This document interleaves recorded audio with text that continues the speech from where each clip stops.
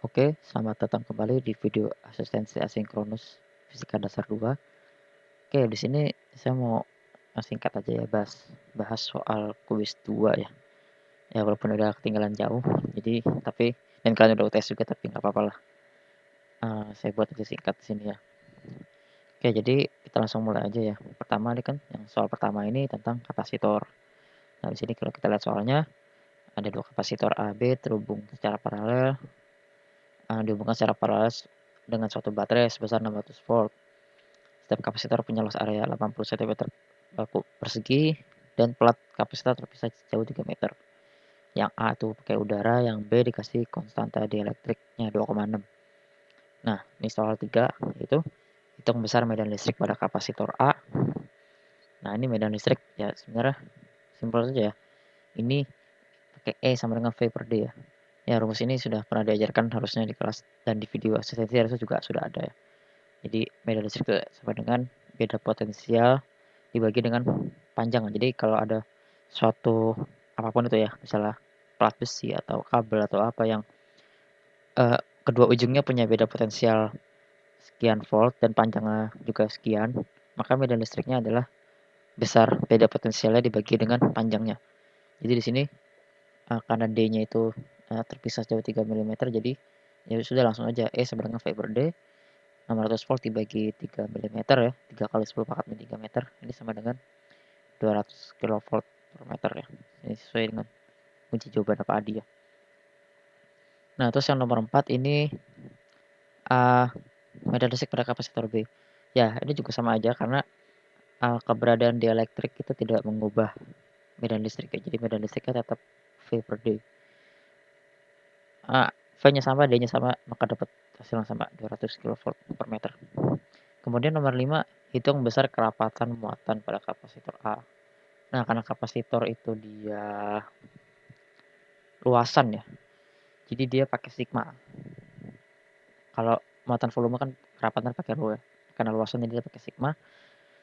Nah, ya kita tahu kerapatan muatan itu adalah muatan dibagi luas area.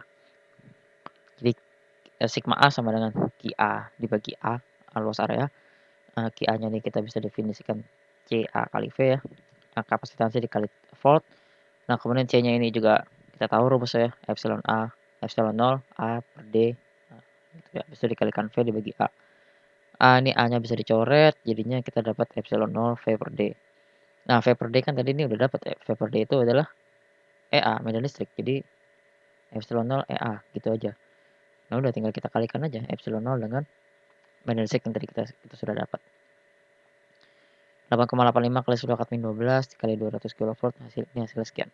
1,77 kali 10 pangkat min 6. Ya, oke, bener ya 1,77. Kemudian yang nomor 6, kerapatan muatan kepada kapasitor B, rumusnya sama ya, cuma bedanya karena ada dielektrik. Nah, dielektrik ini dia pengaruhnya di mana? Di kapasitansinya. Jadi kalau kapasitansi yang ada dielektriknya ini epsilon 0 A per D tapi depannya dikalikan K. Jadi dengan demikian di sini akan muncul K dan akan muncul K di sini gitu ya. Jadi yang sigma B ini K epsilon 0 EB. K-nya ada 2,6 ya di sini di soal 2,6. Epsilon 0-nya sama, B-nya tadi EB-nya tadi dapat 200 kV juga. Ya dapat segini. Itu gitu untuk soal kumpulan soal pertama nih ya, 3, 4, 5, 6.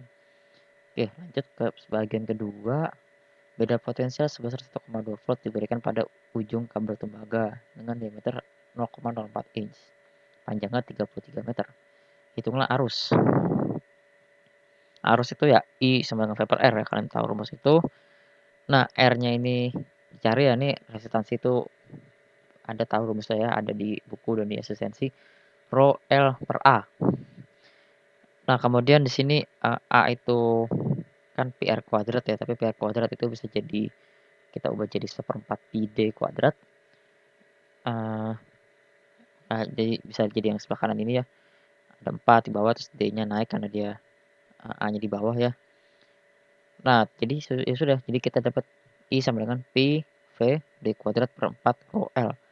Nah, kita masukin aja, terus D-nya ini saya belum sempat isi tadi, D-nya itu kan 0,04 inch ya, tapi jangan lupa diubah ke meter dulu ya. Jadi 1 inch itu kan sekitar 2,5 cm kurang lebih ya.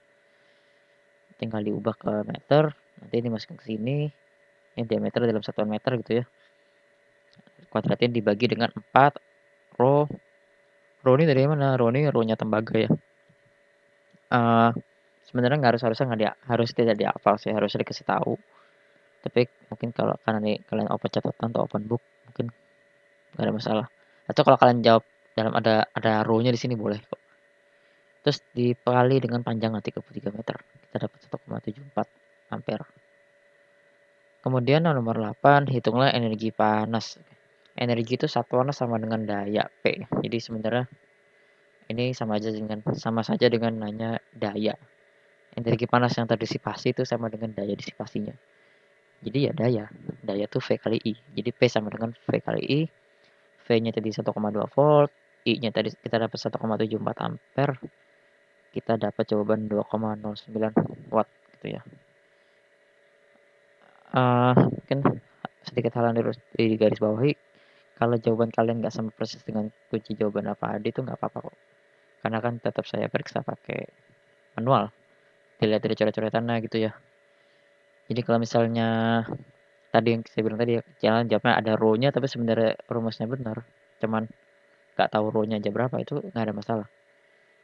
Nilainya nggak akan dikurangi karena nilainya saya nggak dari sini, saya ngambil dari auto graded-nya sistem, tapi saya hitung sendiri nilainya gitu ya. Jadi jangan takut ya. Nah, bagian terakhir ini tentang discharging kapasitor. Suatu kapasitor 1 mikrofarad dengan energi tersimpan 0,5 joule dilakukan discharging menggunakan resistor 1 mega ohm. Besar muatan awal kapasitor sebelum discharging. Nah, jadi kita tahu ya, U0 itu energi yaitu Q0 kuadrat per 2C ya. Ini bisa dicari di buku rumus ini. Saya nggak tahu sudah bahas discharging kapasitor atau belum di asistensi. Sepertinya bagian energi ini saya belum cover ya, tapi di buku dan di kelas harusnya udah. Nah, dari rumus ini kita bisa dapat Q0 sama dengan akar 2C UC gitu ya. Jadi kita masukin angkanya akar 2 dikali C, C-nya itu ini 1,0 mikrofarad dikali dengan energinya 0,5 joule. Kita dapat 1 milicoulomb. Oke. Nah, ini benar ya 1 milicoulomb. Oke, lanjut ke nomor 10.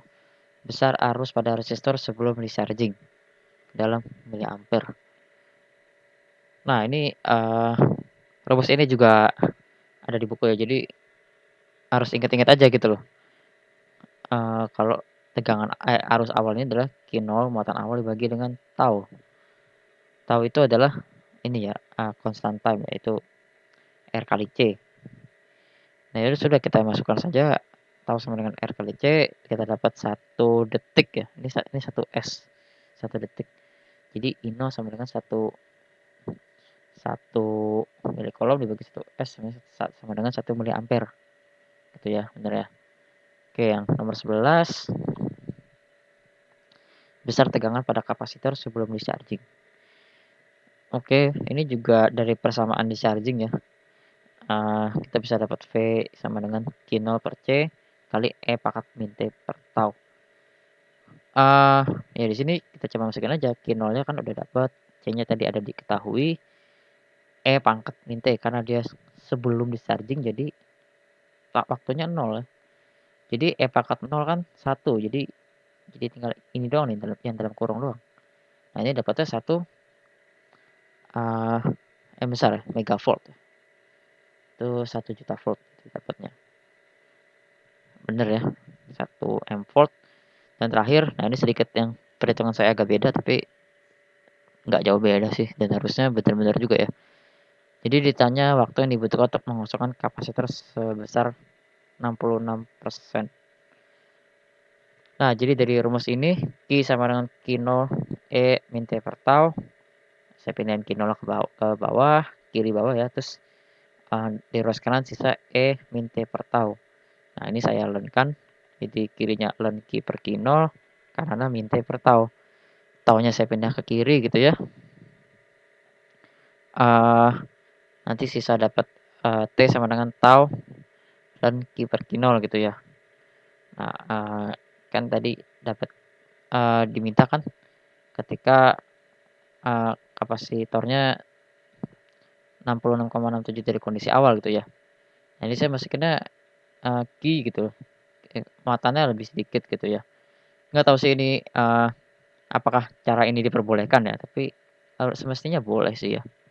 Kan kan sebanding gitu ya.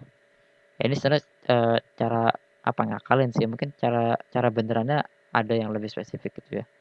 Nah, di sini saya dapat 1,09 second. Sementara Pak Adi dapat 1 second ya. Mungkin ada cara yang lebih tepat gitu ya atau gimana, tapi cara begini juga sebenarnya saya terima aja sih. Kecuali kalau Pak Adi punya ini ya, rumus lain yang lebih detail dan lebih lebih benar gitu loh. Ini sekian untuk bagian 3 ya. Oke, dengan demikian berakhir video ini ya. Dan mohon maaf saya nggak bisa bikin video pembahasan kuis 3 karena sudah apa ya, nggak sempet banyak kerjaan lain dan udah lama udah ketinggalan juga ya. Jadi kalian juga udah kelar UTS, udah masuk materi baru. Jadi mendingan nanti kita fokus ke materi baru aja biar mempersiapkan kuis-kuis selanjutnya dan UAS gitu ya. Oke, sekian dari saya. Terima kasih sudah menonton.